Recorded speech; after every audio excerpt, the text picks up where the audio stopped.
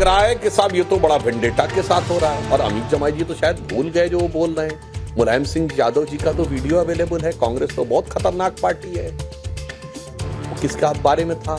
उन्होंने, उनका video available है कि अगर अमर सिंह नहीं होते तो मैं जेल चला गया होता।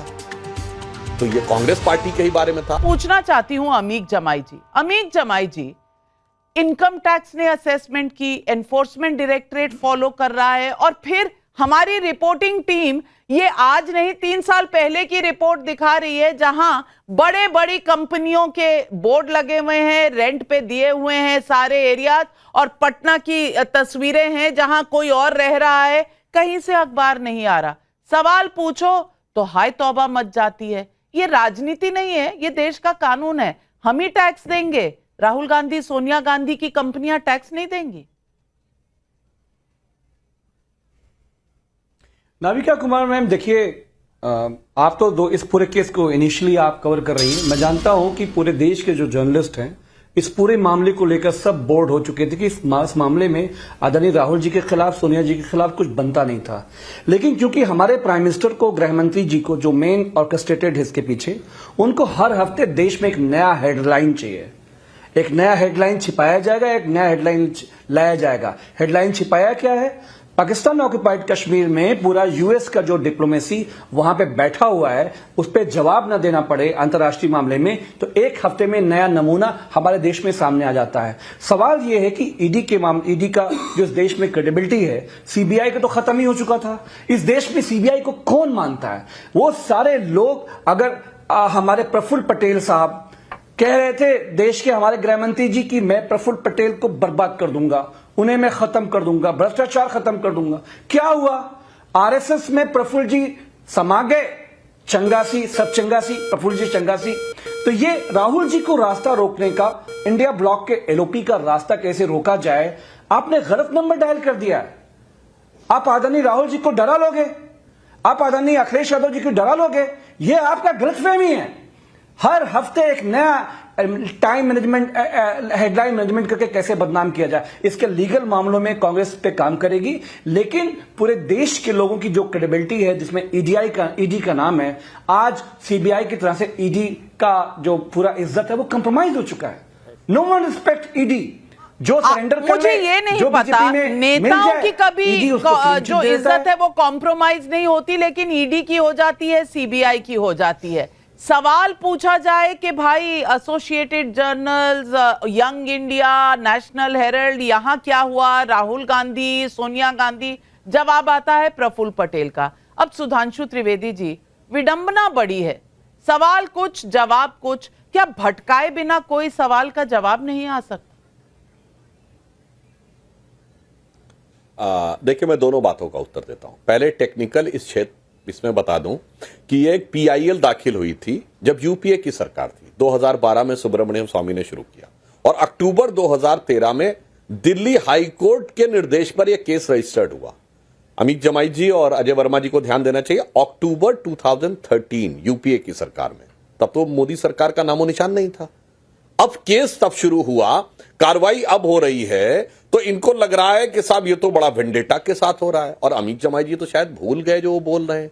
मुलायम सिंह यादव जी का तो वीडियो अवेलेबल है। कांग्रेस तो बहुत खतरनाक पार्टी है। वो किसके बारे में था? उन्होंने, उनका वीडियो अवेलेबल है कि अगर अमर सिंह नहीं होते तो मैं जेल चला गया होता। तो ये कांग्रेस पार्टी के ही बारे में था। अच्छा, ये डिस्प्रोपोर्शनेट एसेट का केस किसके जमाने में हुआ था? मुलायम सिंह जी पे और मायावती जी पे। लालू प्रसाद यादव जी पे केस कब रजिस्टर हुआ? वो जेल कब गए? लालू प्रसाद यादव जी के 97 में दिए गए बयान है कि कांग्रेस पार्टी मुझे जेल में डालना चाहती थी।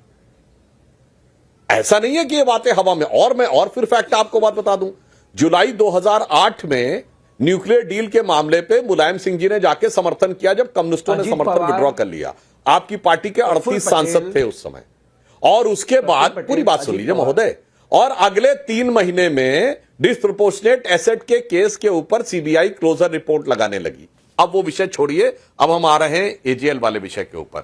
मेरे ख्याल से अजय वर्मा जी ने कितना ज्यादा पढ़ा है, मैं एक छोटी सी बात पूछता हूं। अजय वर्मा जी, उस जमाने में नवजीवन अखबार निकलता था, हर्षवर्धन जी को पता होगा, अमित जमाई जी को पता हो ना पता हो, कंचना जी की तो आयु उतनी नहीं होगी कि उनको उस जमाने की जानकारी हो, मगर ये बताइए उसमें नहीं, एक मुझे मालूम कार्टून है, कैरेक्टर मुझे निकलता कौमी था आवाज- अजय वर्मा जी, कौमी आवाज जैसे मुझे याद है। टाइम्स ऑफ इंडिया में लक्ष्मण निकलता था। आपको पता है वो कार्टून कैरेक्टर का नाम बता सकते हैं आप, अगर आप इतने समर्पित कार्यकर्ता रहे जल्दी और अपना बताइए, पढ़ते होंगे तो। बताइए, पता कौन है था? अजय वर्मा जी नाम क्या था उस कार्टून कैरेक्टर ये का? कार्टून का नाम क्या था बताइए। पहले ये तो बता दीजिए। ये कोई बी अ स्पोर्ट नाविका बता जी, दीजिए। नाविका जी, ये कोई पर डे क्लास कोई निकलता था वो सुधांशु जी कार्टून। की नहीं नहीं आपकी क्लास या मैं नहीं प्रोफेसर है, बन पर जाऊं, या मैं आपकी प्रिंसिपल बन आपकी जाऊं। पार्टी का अखबार है, उन्हें पता है, आपको नहीं पता। सवाल सुधांशु जी देखिए, एक ये सुब्रमण्यम स्वामी जी का वीडियो है, नाविका जी इजाजत दे तो मैं चला दूं इसे। नहीं, बिल्कुल नहीं चला सकते। जो मेरे चैनल द्वारा इंटरव्यू नहीं लिया गया हो वो मैं इस चैनल पर नहीं चला सकती, क्योंकि आजकल आर्टिफिशियल confirmed है। नहीं डीप फेक का जमाना है। मैं नहीं ले सकती इसकी रिस्पॉन्सिबिलिटी। आपको जो कहना है सुधांशु जी से कहिए, पर सुधांशु जी का जवाब, सुधांशु जी जवाब मांग रहे हैं आपसे, बताइए। सवाल का जवाब दीजिए। नहीं मुझे सुन लीजिए। बताइए नहीं वो पता। कार्टून नहीं पता, कैरेक्टर बिल्कुल कौन साफ सा? बात है। नहीं पता, मैं दावा नहीं कर सकता पता हूं, शायद उन्हें। हर्षवर्धन जी को सुधांशु पता जी आप होगा, इनको बताइए, नहीं पता आपको पता होगा। है? ये कांग्रेस का भावनात्मक लगाव है, भावनात्मक लगाव।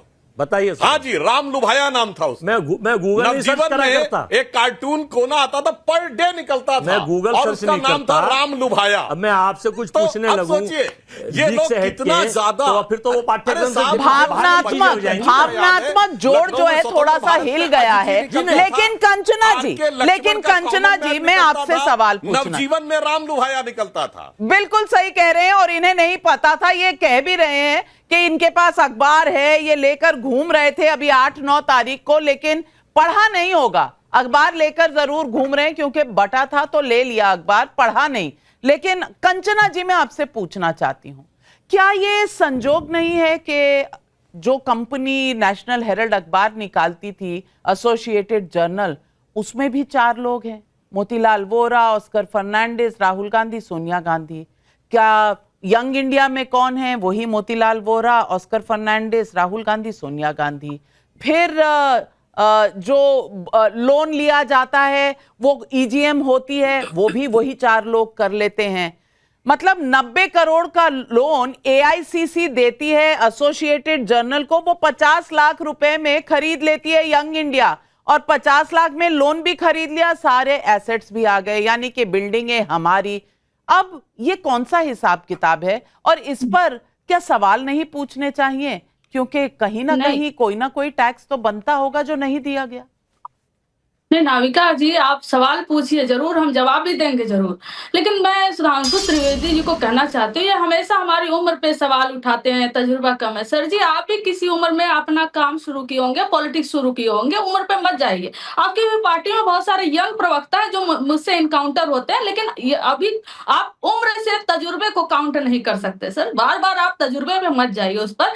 और दूसरी बात रही नाविका जी, हम तो ईडी को मान लिए हैं। ईडी का 2 मतलब है। जब ईडी के लिए एनडीए का दरवाजा है, बीजेपी के लिए, और ईडी हमारे लिए इलेक्शन का एक पर्चा है कि इलेक्शन आ जाता है तो हम समझ जाते हैं कि ईडी का नोटिस आ जाता है तो हम समझ जाते हैं कि हाँ भाई इलेक्शन अब आ गया है, अब तैयारी कर लो, अब कमर कस लो, अब इलेक्शन आ चुका है।